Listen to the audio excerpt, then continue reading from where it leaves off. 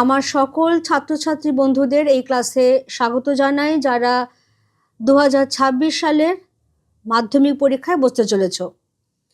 তারা প্রায় সকলেই আমার কাছে রিকোয়েস্ট করেছো যে কয়েকটা হলেও অন্তত টেস্ট পেপার সলভ যদি করিয়ে দেওয়া যায়। তো যে টেস্ট পেপারটা আছে, দুটো টেস্ট পেপার ইউজুয়ালি আমরা ফলো করে থাকি। একটা হচ্ছে যেটা পশ্চিমবঙ্গ মধ্যশিক্ষা পর্ষদের টেস্ট পেপার, যেটা তোমরা অলরেডি ক্যামেরায় দেখতে পাচ্ছ, মাধ্যমিক টেস্ট পেপারস 2025-26। এটা আমরা ইউজুয়ালি ফলো করে থাকি। আরেকটা আমরা ফলো করে থাকি এবিটিএ। তো আজকে আমরা এই টেস্ট পেপারটা সলভ করব। এটার একটা পেপার আমরা সলভ করব। এমসিকিউ এসসিকিউ ডেফিনেটলি আমি বলতে বলতে যাব, আনসারগুলো ভালো করে একটু খেয়াল করো যে কোন পয়েন্টগুলো দেবে আর কিভাবে আনসারটা সাজাতে হবে। কেমন? তো বেশি সময় নষ্ট না করে আমরা সোজাসুজি পয়েন্টে চলে আসছি। তো আমি প্রথম পেপারটাই নিচ্ছি, ফালাকাটা গার্লস হাই স্কুলের যে পেপারটা সেইটা। এবার এখানে যেটা প্রথমেই বলা হচ্ছে যে সঠিক উত্তরটি নির্বাচন করো। এমসিকিউ এর ক্ষেত্রে যেটা নিয়ম সেটা হলো যে বাংলার ক্ষেত্রে অন্তত পুরো সেন্টেন্স কখনোই কপি করবে না। কোয়েশ্চেন নাম্বার দেবে, রাইট অপশন নাম্বার আর অপশনটা লিখবে। আদিম যুগে স্রষ্টার কার প্রতি অসন্তোষ ছিল? অপশন গ, নিজের প্রতি। আমি টিকমার্ক করে দিলাম এখানে। নেক্সট 1.2, আমরা ভিখারি। অপশন ঘ, 12 মাস। আমরা ভিখারি 12 মাস। গান বাঁধবে সহস্র উপায়ে। কে গান বাঁধবে? অপশন খ, কোকিল। আমি বই এখনই খুলছি না, কারণ যেহেতু এটা আমাদের লাস্ট মিনিট প্রিপারেশন চলছে, সাজেশন ভিত্তিক প্রিপারেশন চলছে, সেজন্য আমি ধরেই নিচ্ছি যে তোমাদের বই তোমাদের একদম ঠোঁটস্থ হয়ে রয়েছে। কাজেই যেখানে দরকার হবে ডেফিনেটলি আমি বইয়ের রেফারেন্স তো টানবই, কোন পেজ থেকে কোন জায়গা থেকে তোলা হয়েছে, এক্ষুনি সেটা আমাদের দরকার পড়ছে না। 1.4, খুব হয়েছে হরি, এইবার সরে পড়ো, অন্যদিকে যাও। এ কথা বলেছে, খেয়াল করবে বাসের ড্রাইভার কাশীনাথ বলেছিলেন এই কথাটা। তাহলে অপশন গ, কাশীনাথ। যেটা বললাম, অপশন নাম্বারটা আমাকে উল্লেখ করতে হচ্ছে এবং ঠিক অপশনটাও আমাকে দিতে হচ্ছে। নেক্সট যেটা আসবে, অমৃত এবং ইসাবের জামা বদলানোর বিষয়টি ঘটেছিল। দেখে নাও অপশনগুলো পরপর। ঘ, হোলির দিন। অপূর্বর পিতার বন্ধু ছিলেন। অপশন খ, নিমাই বাবু, যিনি বর্মা পুলিশের রেঙ্গুনে বর্মা পুলিশের বড় কর্তা, তাই তো? এবার চলে এসো 1.7। 1.7-এ কি আসছে? 19 শতকে 32,000 অক্ষর লিখে পাওয়া যেত 12 আনা। 1.8, তা লেখককে নেশাগ্রস্ত করে। তা বলতে বোঝানো হয়েছে ফাউন্টেন পেন। হিমালয় যেন পৃথিবীর মানদণ্ড, কথাটি বলেছিলেন, এটা কিন্তু ভীষণভাবে আসে, কথাটি বলেছিলেন কালিদাস। বিভক্তি শব্দের অর্থ কি? অপশন ক, বিভাজন। 1-11 চলে গেছি আমি। নমি পুত্র পিতার চরণে। নিম্নরেখ পদটি মানে পিতার যেটা, সেটা কি পদ হচ্ছে? অপশন খ, সম্বন্ধ পদ। নেক্সট দেখো আসছে, গ্রামান্তর পদটি কোন সমাসের উদাহরণ? অপশন ক, নিত্য সমাস।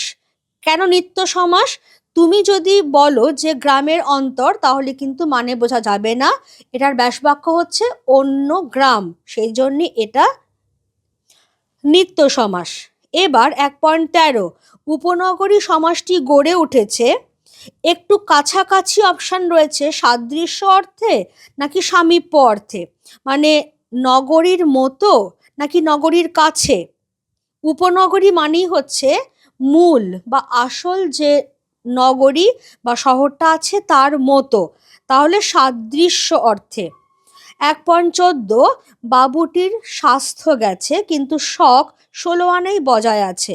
গঠনগতভাবে স্ট্রাকচারের দিক থেকে বাক্যটি কি বাক্য? বাক্যটি হচ্ছে অপশন ঘ, যৌগিক বাক্য, কিন্তু এই অব্যয়টা দিয়ে যোগ করা হয়েছে। 1.15 সে সারাদিন খুব পরিশ্রম করে গভীর রাতে বাড়ি ফিরিল। এই বাক্যের নিম্নরেখ অংশটি, এই এতটা যে দিয়ে দিয়েছে, এই অংশটা হচ্ছে বিধেয় সম্প্রসারক। অপশন ঘ, বিধেয় সম্প্রসারক। কেমন? এবারে তাহলে চলে এসো 1.16। 1.16তে কি বলা হচ্ছে? ছবিটি শ্যামের দ্বারা অঙ্কিত।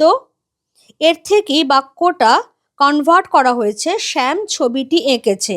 এই বাচ্য পরিবর্তনটি হলো, দ্বারা যেহেতু আছে তার মানে এটা কর্মবাচ্য, দ্বারাটা এখানে অফ হয়ে গেছে তার মানে কর্তৃবাচ্য। তাহলে আমার আনসার হচ্ছে অপশন গ, কর্মবাচ্য থেকে কর্তৃবাচ্য। 1.17 শাঁখ বাজে, এটি কোন বাচ্যের উদাহরণ? অপশন ঘ, কর্মকর্তৃবাচ্য, যেখানে কর্মই কর্তার মতো আচরণ করে।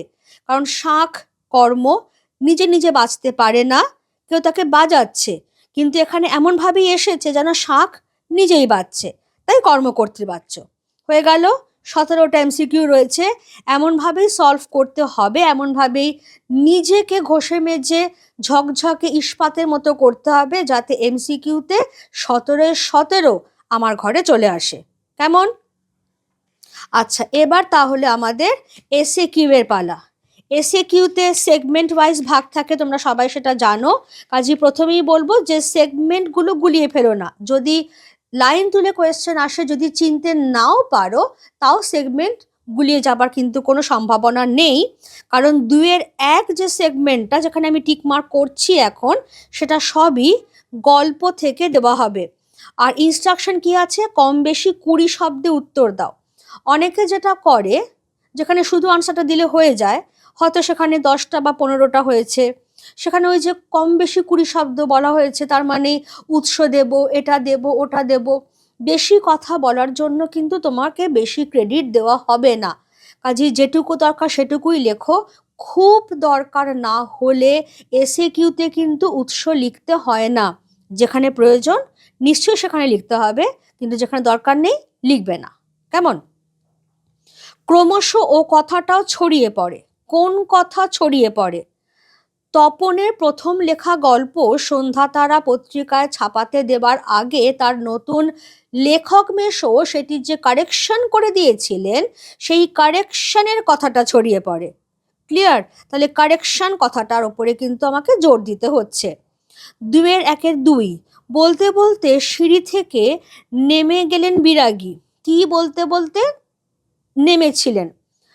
জগদীশবাবু তাকে তীর্থ ভ্রমণের জন্য 101 টাকা প্রণামী দিতে চাইলে বিরাগীজি বলেছিলেন, তিনি যেমন অনায়াসে ধুলো মারিয়ে চলে যেতে পারেন, তেমনি অনায়াসে সোনা মারিয়েও চলে যেতে পারেন। ব্যাস, হয়ে গেল আমার আনসার। গিরিশ মহাপাত্রের ট্যাঁকে ও পকেটে কি কি ছিল, এটাও ভীষণভাবে আসে। এখানে ট্যাঁক মানে বুঝতে হবে গেঁজে, যেটা পড়াবার সময় তোমাদেরকে বলা হয়েছিল যে গেঁজেতে মানুষ তার টাকা পয়সা সংক্রান্ত জিনিসপত্রই রাখে। তাহলে এখানেও তাই। আমি এখানে একটু বইয়ের হেল্প তোমাদের জন্য দিয়ে দেব। তাহার ট্যাঁক হইতে 1টি টাকা ও গন্ডা 6 পয়সা। আর পকেট থেকে কি কি? নাম্বার 1, একটা লোহার কম্পাস, মাপ করবার কাঠের একটা ফুট রুল, কয়েকটা বিড়ি, একটা দেশলাই ও একটা গাঁজার কলকে। তাহলে এই জিনিসগুলো গিরিশ মহাপাত্রের পকেট থেকে পাওয়া যাচ্ছে, ট্যাঙ্ক থেকে একটা টাকা আর গন্ডা 6 পয়সা। 2-4 অমৃতকে কে কেন খোলা মাঠে নিয়ে এসেছিল? কালিয়া বলে গ্রামের একটি ছেলে অমৃতর সঙ্গে কুস্তি লড়বার জন্য জোর জবরদস্তি তাকে খোলা মাঠে নিয়ে এসেছিল। দেখো, এই একটাতেও কিন্তু আমি উৎস উল্লেখ করলাম না, দরকার নেই। 2-5 স্টেশন মাস্টারি করতে এসে নদের চাঁদের সাথে পরিচয় হওয়া নদী আর তার দেশের নদীর মধ্যে পার্থক্য কি ছিল? নদের চাঁদের দেশের নদীটি ছিল ক্ষীণস্রোতা। একবার অনাবৃষ্টির কারণে সেটি প্রায় শুকিয়ে যাওয়ার উপক্রম হয়েছিল। অন্যদিকে স্টেশন মাস্টারি সূত্রে পরিচিত হওয়া যে নদীটি, সেটি ছিল বিপুলা এবং বর্ষণপুষ্ট হয়ে উন্মত্ত রূপ ধারণ করেছিল। তাহলে দুটোর জন্যই আমি কিন্তু দুটো দুটো পয়েন্ট দিয়ে দিয়েছি। এবং শব্দ সংখ্যা 20 মানে 10% শিথিলযোগ্য, অর্থাৎ তুমি ম্যাক্সিমাম 22 থেকে 23টা শব্দ খরচা করতে পারবে, 30, 32, 35টা নয়। তাহলে এই সেগমেন্টটা পুরো গল্পের সেগমেন্ট হয়ে গেল। 2 যে সেগমেন্টটা শুরু হচ্ছে সেটা কিন্তু পুরো কবিতার সেগমেন্ট। আর আমি যদি চিনতে নাও পারি, এটুকু আমাকে মাথায় রাখতে হবে যে একটাও কিন্তু কবিতা থেকে দেওয়া হয়নি। ধ্বংস দেখে ভয় কেন তোর? ধ্বংস দেখে কেন ভয় করা উচিত নয় বলে কবি মনে করেন? প্রলয়োল্লাস কবিতায় কবি মনে করেন যে প্রলয় বেয়ে যে মহাকাল আসছে তার ধ্বংসাত্মক রূপ দেখে ভয় করা উচিত নয়, কারণ সেই ধ্বংসের মধ্যেই রয়েছে নতুন সৃষ্টির সম্ভাবনা। ব্যাস এটুকুই, আমি শুধু কবিতার নামটুকু দিয়ে দিলাম, তার বেশি আমার দরকার নেই। আয় আরো বেঁধে বেঁধে থাকি। বেঁধে বেঁধে থাকার উদ্দেশ্য কি? সারা পৃথিবী জুড়ে যে সাম্রাজ্যবাদী শক্তির আগ্রাসন চলেছে, সাধারণ মানুষ তাতে বিপর্যস্ত। এই অবস্থায় যদি বেঁচে থাকতে হয়, টিকে থাকতে হয়, তাহলে পরস্পরের সঙ্গে মানব বন্ধনে আবদ্ধ হয়েই টিকে থাকতে হবে। হয়ে গেল।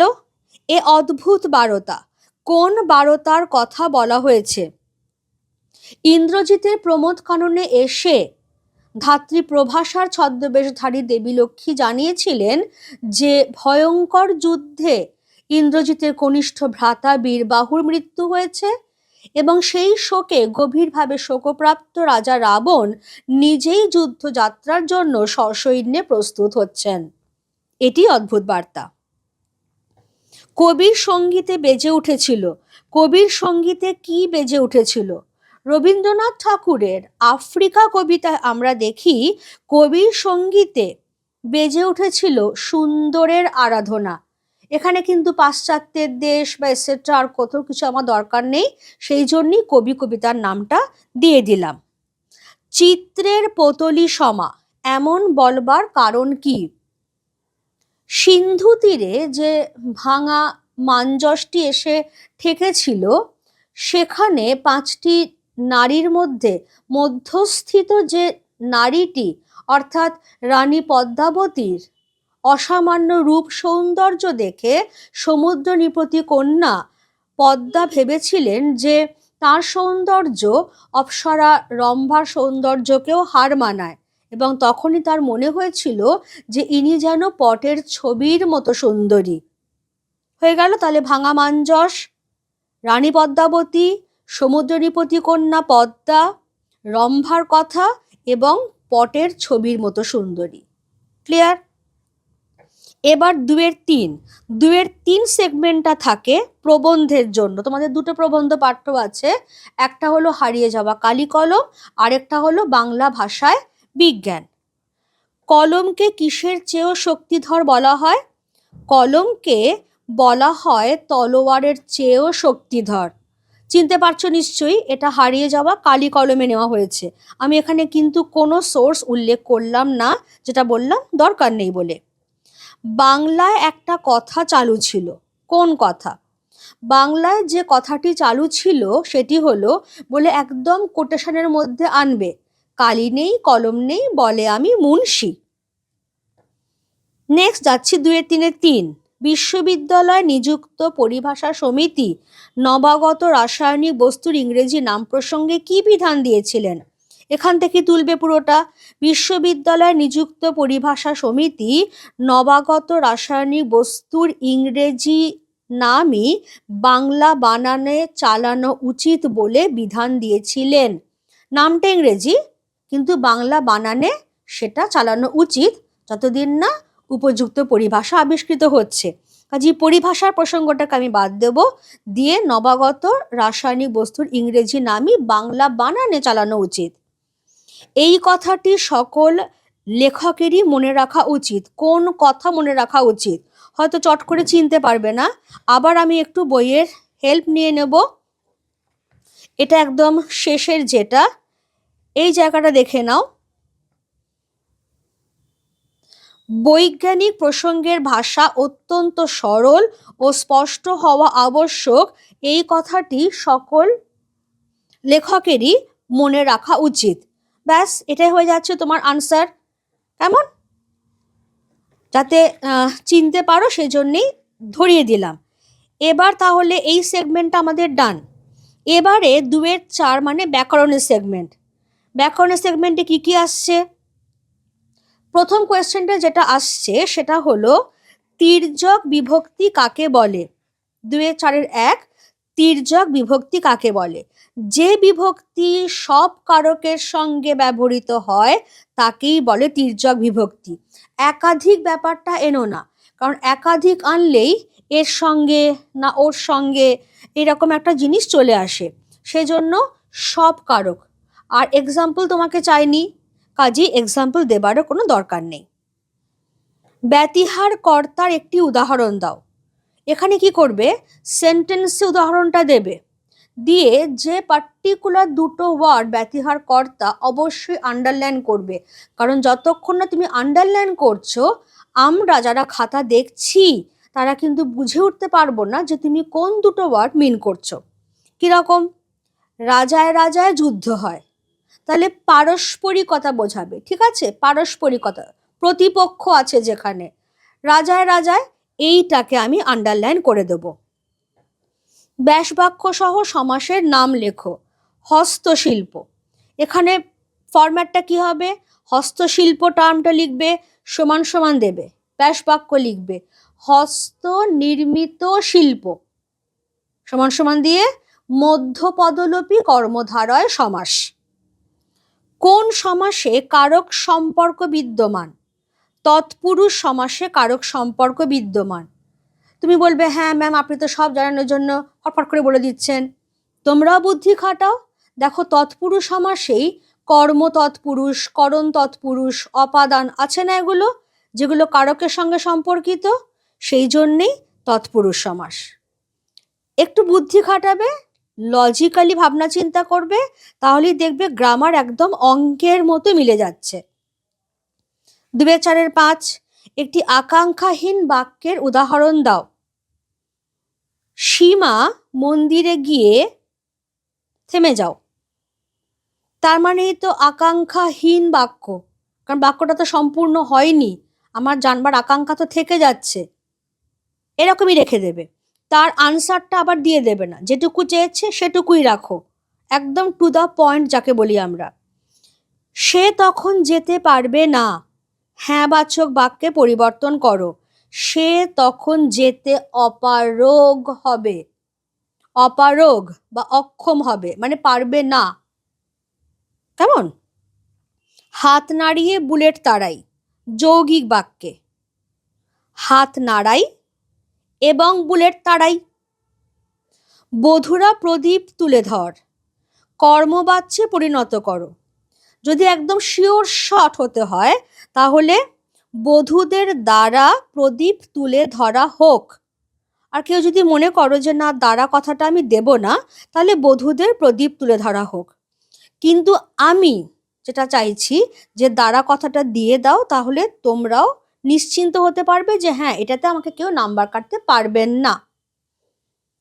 কর্মকর্তৃবাচ্যের একটি উদাহরণ দাও। একটু আগে আমরা করে এসেছি শাঁখ বাজে, তেমনি ঘন্টা বাজে, তেমনি ধরো আরেকটা হতে পারে যে নৌকা এসে ঘাটে ভিড়ল। এই 3টে বললাম, যে কোনো একটা হচ্ছে কর্মকর্তৃবাচ্যের উদাহরণ। একশেষ দ্বন্দ্ব সমাসের ব্যাসবাক্য সহ একটি উদাহরণ দাও। আমি, তুমি ও সে সমান সমান আমরা সমান সমান একশেষ দ্বন্দ্ব সমাস। হয়ে গেল আনসার। কারণ একশেষ দ্বন্দ্ব সমাসে যেটা বলা হয়, সমস্যমান পদের কোনো একটার বহু বচন দিয়ে সমাসবদ্ধ পদটা তৈরি হবে। হয়ে গেল। আমি চাইব যে আমার স্টুডেন্টরা তারা যেন এই এসএকিউতেও পুরো 19-19 তুলে আনতে পারে। ওদিক থেকে 17 আর এদিক থেকে 19 যদি তুলে নাও তাহলে কিন্তু তোমার একটা কোমরের জোর তৈরি হয়ে গেল। ঠিক আছে, এবারে যেটা নেক্সট আমাকে দেখতে হবে সেটা হচ্ছে 3 মার্কসের কোয়েশ্চেন। 3 মার্কসের কোয়েশ্চেন অনওয়ার্ডস উৎসটা দেওয়াটা একটু দরকার। বাধ্যতামূলক কথাটা আমি ইউজ করলাম না, কিন্তু দেওয়াটা দরকার, তাহলে আলাদাই একটা ইমপ্রেশন তৈরি হবে যে হ্যাঁ তুমি সবটা জানো। এবার এখানেও তাই, প্রথম সেগমেন্টটা গল্প থেকে। আজ আর অন্য কথা নেই, কোন দিনের কথা বলা হয়েছে, সেদিন অন্য কথা নেই কেন? উৎস উল্লেখ করবে। আশাপূর্ণা দেবীর জ্ঞানচক্ষু গল্পে এরকমভাবে দিও না বাচ্চাদের মতো যে উদ্ধৃত অংশটি আশাপূর্ণা দেবীর লেখা জ্ঞানচক্ষু গল্প থেকে নেওয়া হয়েছে, এটা ছোটবেলায় দিতে। এখন বড় হচ্ছ, মাধ্যমিক অ্যাপিয়ার করছো, তাহলে আশাপূর্ণা দেবীর জ্ঞানচক্ষু গল্পে যেদিন তপনের লেখা গল্পটি সন্ধ্যাতারা পত্রিকায় ছাপা হয়েছিল সেই দিনের কথা বলা হয়েছে। 1 নম্বরের জন্য হয়ে গেল একদম ঠিকঠাক। সেদিন অন্য কোনো কথা নেই কেন? লেখক মেশো কৃতিত্বের কথা তিনি নিজে গিয়ে না দিলে সন্ধ্যাতারা সম্পাদক তপনের গল্প করে আঙুল দিয়েও ছুঁয়ে দেখতেন না। উপরন্তু ছাপাবার আগে তিনি নিজে লেখক হয়ে সেটা কারেকশন করে দিয়েছিলেন। ফলে এই যে লেখক মেশোর কৃতিত্বের কথাটাই এত বেশি করে আলোচিত আলোড়িত হচ্ছিল, যার জন্য তপনের কথাটা তার মধ্যে হারিয়ে গেছিল। নেক্সট, লোকটি কাশিতে কাশিতে আসিল। লোকটি কে? শরৎচন্দ্র চট্টোপাধ্যায়ের পথের দাবি উপন্যাসের অংশে লোকটি বলতে এখানে গিরিশ মহাপাত্রকে বোঝানো হয়েছে। অনেকে এরকমও লিখে থাকো যে গিরিশ মহাপাত্রের ছদ্মবেশধারী সব্যসাচী মল্লিককে বোঝানো হয়েছে, কিন্তু এই যে সত্যি সত্যি সব্যসাচী মল্লিক সেটার একদম মানে দৃঢ় প্রমাণ কিন্তু উপন্যাসের অংশটাতে নেই, সেজন্য গিরিশ মহাপাত্র বলেই ছেড়ে দাও, to be on the safe side. তাকে দেখে অপূর্বর কি মনে হয়েছিল? তার বয়স কী রকম? আমি পয়েন্টগুলো বলছি। তার বয়স কী রকম? তার এই যে ভয়ানক কাশি, যেটা তার ভগ্ন স্বাস্থ্যের পরিচয় দিচ্ছে, সংসারের মেয়াদ বেশি দিন নেই, এবার তার চোখের প্রসঙ্গটায় চলে যাবে। সেটা বড় না ছোট, টানা টানা না গোল গোল, সেই প্রসঙ্গে যাওয়াই বৃথা। এত গভীর সেই দৃষ্টি যেন ভেতর পর্যন্ত সবটা দেখে নিতে পারে, তার কাছ থেকে দূরে দাঁড়ানোই শ্রেয়। ভয় হয় যে এখানে খেলা চলবে না। এই এতগুলো কথা কিন্তু মাথায় রাখতে হবে তোমাকে, কারণ এখনকার দিনে যা সিস্টেম হয়ে গেছে না, তাতে এই 3 মার্কসের কোয়েশ্চেনে বানান ভুল যদি না করো, উৎস ঠিক লেখো, টু দ্য পয়েন্টে আনসার দাও, 3 on 3 তুমি কিন্তু পেয়ে যাবে। এবারে তাহলে চলে এসো কবিতার সেগমেন্ট 3-2-1, যেখানে ছিল শহর।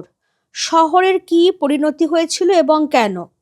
ওই যে রক্তের আগ্নেয় পাহাড়ের মতো যুদ্ধ এসেছিল, তার ফলে শহরটা যে পুরো ধ্বংসস্তূপ হয়ে গেল, দেবতার মূর্তিরাও যে রক্ষা পেলেন না, কথকের বাড়ির কি অবস্থা হলো, বাড়ির সব জিনিসপত্র সেগুলোর কথা, এবং শহরে কি কি ছড়িয়ে রইল শেষ পর্যন্ত, ওই যে কাঠকয়লা, দোমড়ানো লোহা, মৃত পাথরের মূর্তির বিভৎস মাথা, রক্তের কালো দাগ, এই সমস্ত কিছু হয়েছিল রক্তক্ষয়ী ভয়ঙ্কর যুদ্ধের জন্য।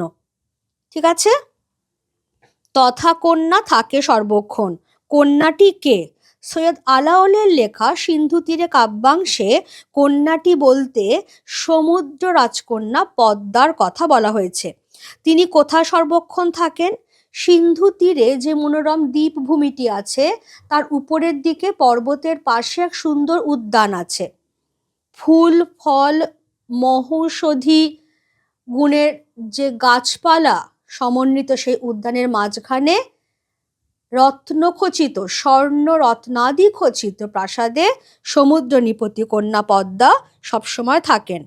তাহলে সমুদ্র তীরে দ্বীপভূমি, দ্বীপভূমির উপরের দিকে পর্বত, পর্বতের পাশে উদ্যান, উদ্যানে ফুলের গাছ, ফলের গাছ, মহৌষধির গাছ, তার মাঝখানে স্বর্ণ রত্নাদি খচিত প্রাসাদ, সেইখানে পদ্মা।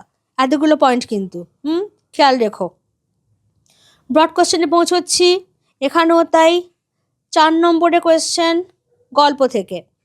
তার থেকে দুঃখের কিছু নেই, তার থেকে অপমানের। কার এ কথা মনে হয়েছে? উৎস উল্লেখ করে বলবে তপনের এ কথা মনে হয়েছে। জীবনের কোন অভিজ্ঞতার মধ্যে দিয়ে সে এই সিদ্ধান্তে পৌঁছেছে? এখানে কিন্তু যেটা আনতে হবে সেটা হচ্ছে যে লেখক মেশোকে দেখে অনুপ্রাণিত হওয়া, তাকে দেখে গল্প লেখা, লেখক মেশোর সেই গল্পের প্রশংসা করা, একটু কারেকশন করে করে দিয়ে ছাপাতে দেওয়া চলে, প্রতিশ্রুতি দেওয়া, গল্প নিয়ে চলে যাওয়া, তপনের অপেক্ষা, দীর্ঘদিন বাদে গল্পের ছেপে আসা, কিন্তু তার কৃতিত্বকেও ছাপিয়ে যাচ্ছে লেখক মেশোর কৃতিত্ব, মহত্ব, উদারতার কথা। এবং সবশেষে যখন গল্পটা সে পড়তে বসছে, তখন দেখছে যে গল্পের প্রত্যেকটা লাইন তার অচেনা, অপরিচিত, আনকোরা।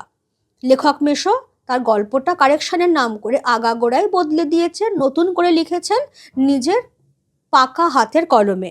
তাতেই তপনের লেখক সত্তা অপমানিত হচ্ছে। এইটা কিন্তু লাস্টে দিয়ে দিও, কারণ কিছু কিছু কি ওয়ার্ড, কিছু কিছু কি ফ্যাক্টর তোমার আনসারে কাজ করবে, যেগুলোর জন্যই তোমার আনসারটা বাকি অন্যদের আনসারের থেকে ডেফিনেটলি একটু আলাদা হয়ে যাবে। সবশেষে আমি কয়েকটা কথা বলে দেবো, এগুলো একটু খেয়াল রেখো। আচ্ছা, হরিদার জীবনে একটা নাটকীয় বৈচিত্র্য আছে। হরিদা কে? সুবোধ ঘোষের লেখা বহুরূপী গল্পে হরিদা হলেন পেশায় একজন বহুরূপী। তার কর্মকাণ্ডের মধ্যে যে নাটকীয় বৈচিত্র্য ধরা পড়েছে তা গল্প অনুসারে লেখো। এখানে কিন্তু সেই চকের বাস স্ট্যান্ডে যে পাগল থেকে শুরু করে, বাইজি থেকে শুরু করে, কাপালিক, কাবুলিওয়ালা, হ্যাট কোট প্যান্ট পরা কেরামিন সাহেব, পুলিশ, এগুলো সব তো লিখছই। সব শেষে কিন্তু, যেটা অনেকেই মিস করে যায়, সব শেষে কিন্তু জগদীশবাবুর বাড়িতে বিরাগী সেজে যে আসা, সেটার কথাও কিন্তু বলতে হবে। খুব ডিটেল দরকার নেই, যেগুলোতে ডিটেল আছে দেবে। বিরাগীরটা খুব সামান্য ডিটেল দিয়ে যেন উল্লেখটুকু থাকে, আমরা যেন সবটাই পাই। এবার 5 নম্বরে এসো, কবিতার সেগমেন্ট। তারপর যুদ্ধ এলো, তারপর কথাটির দ্বারা কবি কোন সময়ের কথা বলছেন, ক্যারিং 2 মার্কস। তাহলে অসুখী একজন কবিতায় পাবলো নেরুদা যেটা বলেছেন, কবিতার কথক, তিনি যুদ্ধের আহ্বানে তার প্রিয়তমাকে অপেক্ষায় দাঁড় করিয়ে রেখে যুদ্ধক্ষেত্রের উদ্দেশ্যে চলে গেলেন। একটা বছর কেটে গেল, হেঁটে গেল গির্জার নান, বৃষ্টিতে তার পদচিহ্ন ধুয়ে গেল, তার অস্তিত্ব আস্তে আস্তে মুছে গেল সেখান থেকে, এবং তার বিরহে প্রিয়তমার কাছে বছরগুলো পাথরের মতো ভারী হয়ে উঠল। দীর্ঘদিন পরে, কথক চলে যাওয়া দীর্ঘদিন পরেই এলো সেই রক্তক্ষয়ী যুদ্ধ। হলো, এবার কবিতায় যুদ্ধের যে বীভৎস রূপের প্রকাশ ঘটেছে তা আলোচনা করো। সেই রক্তের আগ্নেয় পাহাড়ের মতো যুদ্ধ একদম ডিটেলিংয়ে যাবে, যে যুদ্ধ কি কি ক্ষয়ক্ষতি করলো। সেটা যে শুধু চারপাশের জিনিসপত্রে ধ্বংস করছে তা নয়, মানুষের স্মৃতির ভাণ্ডারটাকেও নষ্ট করে দিচ্ছে। দেবতাদের মন্দির থেকে উল্টে পড়া, সেগুলো যে আসলে মানুষের ঈশ্বর বিশ্বাসের ভেঙে পড়া প্রতীকী অর্থে, সেটাও দেবে। শহরটার কি পরিণতি হলো শেষ পর্যন্ত, সেইটা দেবে। এই অবধি। এখানে কিন্তু যুদ্ধের, দেখো এখানে যেটা দেওয়া হয়েছে, যুদ্ধের যে বীভৎস রূপের পরিচয়। ফলে এখানে কথকের প্রেমিকার যে মৃত্যু হলো না, প্রেম যে চিরজীবী অমর, এগুলো কিন্তু আমার এখানে দরকার নেই। কেমন? Carrying 3 marks. আচ্ছা, এবার কবিতার নেক্সট কোয়েশ্চেনটা কি দেওয়া হয়েছে 5.2-এ, পঞ্চকন্যা পাইলা চেতন। এটাও খুব আসে। পঞ্চকন্যা বলতে কাদের বোঝানো হয়েছে? 1 নম্বর, সৈয়দ আলাওলে সিন্ধু তীরে কাব্যাংশে পঞ্চকন্যা বলতে চিতোরের রানী পদ্মাবতী এবং তার 4 প্রধানা সখী রোহিণী, বিজয়া, বিধুন্নলা, চন্দ্রপ্রভাকে বোঝানো হয়েছে। অনেকে না চন্দ্রকলা লিখে থাকে, চন্দ্রকলা নন, উনি চন্দ্রপ্রভা। পঞ্চকন্যা কিভাবে চেতনা ফিরে পেলেন তা নিজের ভাষায় লেখো। এখানে ওই যে ভাঙা মানজসটা ঝড়ের তাণ্ডবে সিন্ধু তীরে দ্বীপভূমিতে এসে পৌঁছলো, সমুদ্রনিপতি কন্যা পদ্মা সেটা দেখতে পেলেন। তিনি ওই যে চিতোরের রানী পদ্মাবতীর রূপ সৌন্দর্যে আকৃষ্ট হলেন এবং দেখলেন যে তখনও তার সামান্য কিছু শ্বাস অবশিষ্ট আছে। এই সমস্ত কিছু সখীদেরকে তিনি কি আদেশ দিলেন? উদ্যানে নিয়ে গিয়ে বসনাবৃত করবার, আগুন জেলে গায়ে হাতে পায়ে মাথায় সেঁক দেবার, সেই সঙ্গেই তন্ত্র মন্ত্র মহৌষধির প্রয়োগ করবার, ঈশ্বরের কৃপা প্রার্থনা করছেন এগুলো বলবে চার দণ্ড। এইভাবে নিরন্তর সেবা শুশ্রূষার পর পঞ্চকন্যা চেতনা ফিরে পেলেন। একটা পয়েন্টও যেন বাদ না যায়। এবার চলে এসো প্রবন্ধ থেকে। প্রবন্ধের সেগমেন্ট এটা। আমরা এত কিছু আয়োজন কোথায় পাবো? কোন আয়োজনের কথা বলা হয়েছে? 2 মার্কস রয়েছে। ছড়াটা উল্লেখ করবে যে শ্রীপান্থের লেখা হারিয়ে যাওয়া কালি কলমে লেখক বলেছেন যে প্রাচীনেরা ভালো কালি তৈরি ব্যবস্থা হিসেবে বলতেন তিল, ত্রিফলা, শিমুল ছালা, ছাগ দুগ্ধে করি মেলা, লৌহ পাত্রে লোহায় ঘষি, ছিঁড়ে পত্র না ছাড়ে মসি। অর্থাৎ তিল, ত্রিফলা সমস্ত কিছু, শিমুল গাছের ছালা সব ছাগলের দুধের সঙ্গে মিশিয়ে লোহার পাত্রে লোহা দিয়ে ঘষলে এমন টেকসই কালি তৈরি হবে যে কাগজ ছিঁড়ে যাবে কিন্তু কালি উঠে যাবে না। এই আয়োজনের কথা বলা হয়েছে। এবার লেখকরা কিভাবে কালি তৈরি করতেন বইতে রয়েছে। সেখানে ওই যে কাঠের উনুনে রান্না করবার ফলে কড়াইয়ের তলায় কালি জমতো, লাউ পাতা দিয়ে ঘষে তোলা হতো, ওই জায়গাটা পুরো ডিটেলটা চলে আসবে। একদম ন্যাকড়ায় ছেঁকে দোয়াতে ঢেলে কালি, এই পর্যন্ত আসবে কিন্তু। বাংলা ভাষায় বিজ্ঞান চর্চায় এখনো নানা রকম বাধা আছে। বাধাগুলি কি কি? এবার এটার জন্যই আবার আমি হেল্পটা নিচ্ছি। এখানে শুধু বাধাগুলো চেয়েছে, 5 মার্কসের মতো। 1-2 লাইনে প্রত্যেকটা বাধা দিয়ে দেবে, আলাদা আলাদা প্যারাগ্রাফ করবে। বাংলায় পারিভাষিক শব্দ প্রচুর নেই, কিছুটা আছে, তা দিয়ে কাজ চালাতে অসুবিধা হচ্ছে। নেক্সট হচ্ছে পাশ্চাত্য দেশের তুলনায় এদেশে জনসাধারণের বৈজ্ঞানিক জ্ঞান সামান্যই, আরেকটু উন্নত না হলে আরেকটু উন্নত মানের বৈজ্ঞানিক সন্দর্ভ লেখা সম্ভব নয়। বিজ্ঞান আলোচনার জন্য যে রচনা পদ্ধতি আবশ্যক তা অনেক লেখক আয়ত্ত করতে পারেননি। অনেক জায়গাতেই তাদের ভাষা আড়ষ্ট এবং ইংরেজির আক্ষরিক অনুবাদ। এবারে হচ্ছে অনেক লেখক তাদের বক্তব্য ইংরেজিতে ভাবেন, যথাযথ বাংলা অনুবাদে প্রকাশ করবার চেষ্টা করেন বলেই রচনা উৎকট হয়ে যায়। এখানটাতে হচ্ছে যে যতটা সম্ভব আলংকারিকতা বর্জন করা উচিত। বৈজ্ঞানিক প্রসঙ্গের ভাষা অত্যন্ত সরল এবং স্পষ্ট হতে হবে। আর অল্প বিদ্যা ভয়ঙ্করী। এই এতগুলো বাধা বাংলা বৈজ্ঞানিক প্রবন্ধ রচনার ক্ষেত্রে কাজ করছে। কেমন? এবারে চলে এসো নাটকের সেগমেন্ট। এই মুহূর্তে দরবার ত্যাগ করো। বক্তা কাকে দরবার ত্যাগ করতে বলেছেন? শচীন্দ্রনাথ সেনগুপ্তের লেখা সিরাজউদ্দৌলা, বানটা দেখে নেবে কিন্তু স্পেলিংটা। সিরাজউদ্দৌলা নামক নাট্যাংশে নবাব সিরাজউদ্দৌলা ইংরেজ ইস্ট ইন্ডিয়া কোম্পানির প্রতিনিধি ওয়াটসকে তার দরবার ত্যাগ করতে বলেছেন। তাকে দরবার ত্যাগ করতে বলবার কারণ কি? 3 মার্কস রয়েছে। ওই যে ওয়াটস তাঁরই দরবারে থেকে তার সভাসদদের তার বিরুদ্ধে উত্তেজিত করছে, ওয়াটসের সঙ্গে ওয়াটসনের যে চিঠি চালাচালি চলছে এবং একটা যুদ্ধের প্রস্তুতি চলছে, ওই বিষয়টা তোমাকে আনতে হচ্ছে, অর্থাৎ বিশ্বাসঘাতকতা।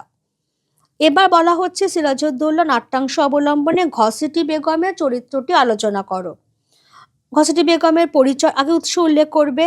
ঘসেটি বেগমের পরিচয়টা আগে দেবে। তিনি সম্পর্কে সিরাজের আপন মাসি, সিংহাসনের দাবিদার ছিলেন, কিন্তু যেহেতু তিনি নারী সরাসরি সিংহাসনে বসতে পারবেন না, সেই জন্য পালিত পুত্র শওকত জংকে সিংহাসনে বসাবার চেষ্টা করেছিলেন, সেটা সফল না হওয়ায় সমস্ত রাগ গিয়ে পড়ল সিরাজের ওপরে।